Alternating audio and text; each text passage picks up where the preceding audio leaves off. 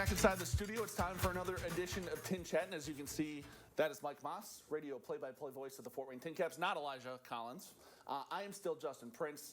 Mike, it's a little hot outside the last couple of days, so we decided to bring it inside the nice air-conditioned studio this week. But, you know, getting hot outside and, quite frankly, TinCaps bats also getting hot as well, Mike. Nice little segue there. Nice little segue, yeah. Since we were last together last week in the outdoors of Parkview Field, the TinCaps lost 4 out of 6 in their series at home, and then they took to the road. And Jackson Field seems to be the best home away from home for the TinCaps, especially the hitters, because they took 5 out of 6 in April. They've taken 2 out of 3 in this series this week, and could have been 3 in a row if the pitching staff could have protected a early 4-0 lead on Wednesday night, but not the case.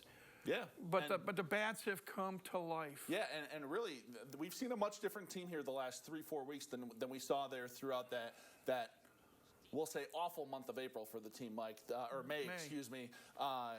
They've really played about 500 baseball. They were 7-8 over the last couple of weeks, and Mike, they've played seemingly much better, and the offense seems to be a little more cohesive as well.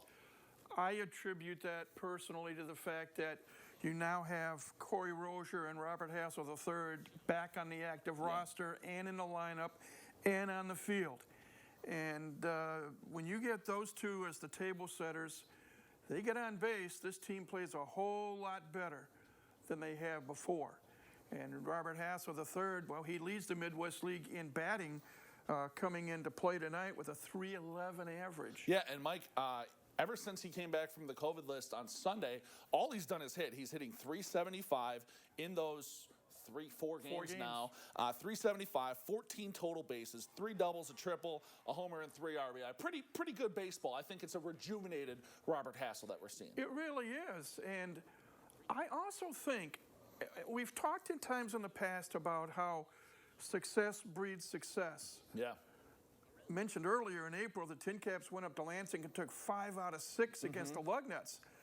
The familiarity.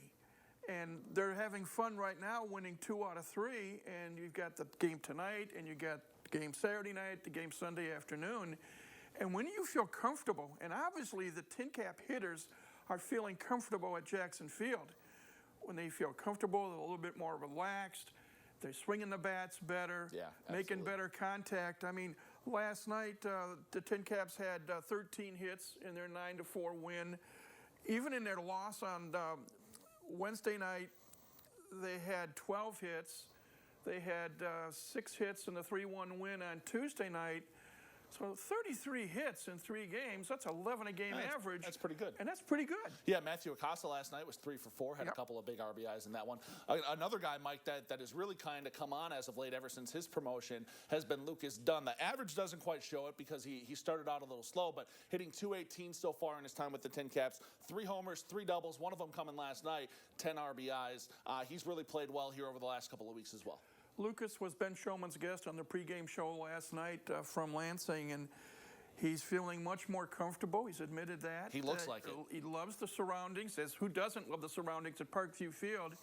And the other thing to talk about Lucas Dunn is the versatility, because he has played both first base and third base. And as you well know, those are 2 differently unique positions on the diamond, and he's playing both of them very well. Yeah, he really is. And, you know, like you said, it just kind of looks like the team is starting to gel a little bit, more cohesive in terms of everything. And obviously, Mike, we've gotten some still phenomenal outings from the pitching staff as well. Obviously, we saw the Midwest League Pitcher of the Week last week from my guy, Brandon Komar. He pitched 9 innings in 2 appearances, one of them a spot start, 8 punch-outs. Pretty good week for him, and then he gets a much-deserved promotion as well. Just as he's announced as the Midwest League Pitcher of the Week in that second outing, the final home appearance for him, he retired all 12 batters he faced in succession, and we wish him the best of luck with the missions. But it seems like when our pitchers start to get in a groove, all of a sudden there's a phone call or a text message that says, pick up your tickets at the airport, you're heading down to Texas. But as we've said all along, when one person gets rewarded for his efforts at this level and gets to move up, that means there's an opening for someone else to come in and take his place. Yeah, and obviously a couple other mainstays that have been here in the starting rotation throughout the year have been Robert Gasser, Jackson Wolf. Both of them, Mike, have pitched well here to start this series, but for Jackson Wolf especially, it's been a couple of good succession starts for him. He pitched 7 innings last night, allowed the 4 runs, but punched out 4, and really those runs all came pretty early. And then the week before, 5 innings pitched and 6 punch-outs. He's having a nice battle in the Midwest League strikeout race right now, as he and Robert Gasser are 3rd and 4th in the league, respectively. Wolf with 73 Ks, Gasser with 72. So that's pretty good action there. And you mentioned Robert Gasser. Yeah, he pitched well to start. In the opening game on Tuesday, 5 scoreless innings. 5 scoreless and 4 punch-outs for him, too. Yeah, so the starting pitching, for the most part, has been the anchor of this team all year long. It's now a matter, can the guys in the bullpen do the job when it counts? Yeah, absolutely. And like you mentioned, obviously the starting pitching's been the anchor for this team. We're going to see if the bats and the bullpen can keep up. Obviously, we've got the first half of the season coming to a close here very, very soon. Mike, the first half, obviously a playoff berth out of the first half, out of the picture. But the second half, the way that this team has been playing, certainly a possibility. It is, and you and I talked before we started taping this segment. I broke down the season thus far. Coming into play tonight, Fort Wayne had played 60 games. Yep. They were 11-9 in the first 20 games. Yep. They've won 9 out of 20, the last 20 games. But that stretch between May 1st and May 24th, when they lost 16 out of 20, that was just tough. That's been the nightmare. You talk about the good, the bad, the ugly. Yeah, the good was the 11-9 start, especially the 10-5 start initially. Yeah. The bad part was the 9-11 that they're in right now, but You this can't is even a bad, really call that trending a bad, upwards. Yeah. But the ugly was losing 16 out of 20 in a 25-day stretch. Yeah, and hopefully, like you said, they can kind of keep this moving forward. And speaking of moving forward, Mike, obviously we've got 3 games left here, not counting today. 2 games left here up in Lansing, and then they're back home next week to welcome another Michigan team back home. The Great Lakes Loons. Yeah. And if you remember, the TinCaps split the 6 games up in Midland a couple of weeks ago. But again, 6 more games counting tonight in which the TinCaps can, what I say, sharpen the pencil, get any kinks out of the way. They're starting to feel better. They're starting to play better. They're starting to get more adapted to each other, especially since you've had this player shuffling going on in the last week or 2 especially. And I'm anxious. It's going to be weird next week. I was just saying, you got to think the players are salivating, knowing that the records basically go back to 0-0 next Friday. When you and I talk next Friday, it'll be the first game of the second half. Yep. And again, a 0-0 record. And guess what?